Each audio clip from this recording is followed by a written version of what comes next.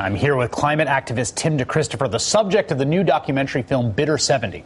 Tim is a free man after serving nearly 2 years for his protest of a rigged Bureau of Land Management auction. And I had read you a quote before we went to break of a prosecutor talking about civil disobedience, that law is the bedrock of our civilized society and not the acts of civil disobedience committed in the name of the cause of the day.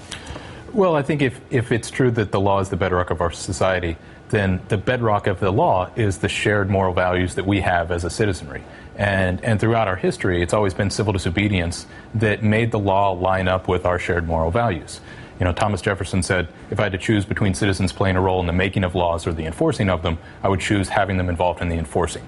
Because the system that was created by our founding fathers was a system where if our legislature was creating laws that were out of line with the values of our community, people who felt passionately about that could choose to not follow those laws, take their case before a jury of their peers who had the power to decide whether or not that person was acting justly and whether or not that law was in line with our values. It's something that's played a big role in our history with things like the Fugitive Slave Act and Prohibition.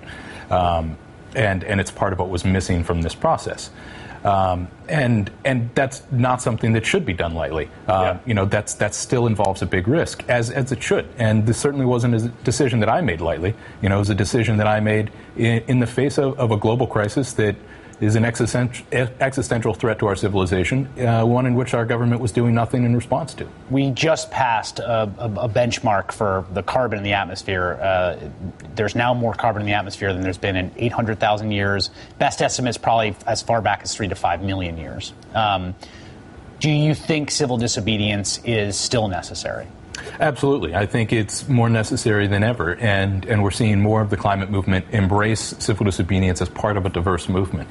You know, I think what it means when we're passing things like 400 parts per million and we're already seeing the impacts that we are with weather impacts and melting ice caps, you know, what it means is that it's too late for any amount of emissions reductions to prevent catastrophic climate change. And that means we're committed to a path of extremely rapid change, unprecedented rapid change.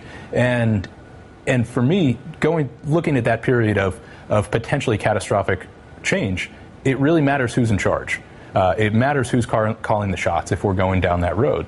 And, you know, going down that road with an educated, empowered citizenry that can hold our government accountable, that's certainly a lot of hardships, but one that we can deal with. All right, you're making me feel hopeless. And for the people that are watching this at home, who are saying to themselves, "Look, I care about this, but I can't go to prison. I'm not going to go to prison for 2 years." Like, what is the message for people watching this who are not going to go to prison for 2 years, who are not going to engage in civil? Well, I don't think everybody in a movement needs to.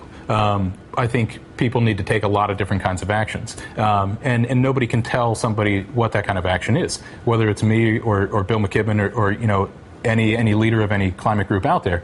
Bill McKibben is a very prominent climate activist who runs a group called 350.org. Right. But nobody has ever solved a climate crisis before. And nobody has overthrown corporate power to the degree that we need to in this country. And so nobody has the answers of exactly what kind of actions are going to work. We can learn from the principles that are clear throughout social movement history of how people outside of the power structure have forced changes.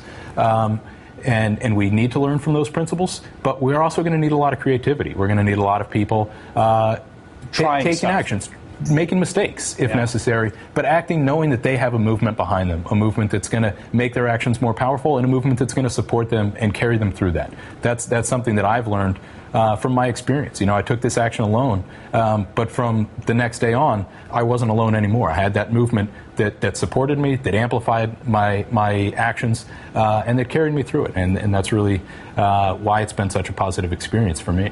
What's next for you?